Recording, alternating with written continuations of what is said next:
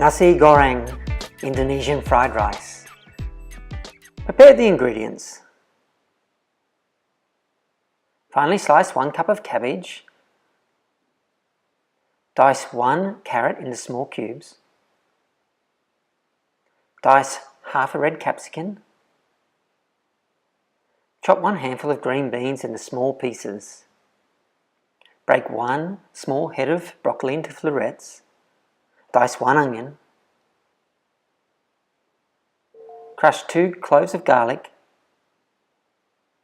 Slice 1 chilli. Mix 1 tablespoon of sweet soy sauce with 1 tablespoon of soy sauce. Prepare 1 teaspoon of tomato paste and 2 cups of cooked brown rice. The ingredients are now prepared. Heat a wok on a high heat, add the onion, garlic and chilli and saute for 2 minutes. Add all the chopped vegetables. Add salt and pepper to taste.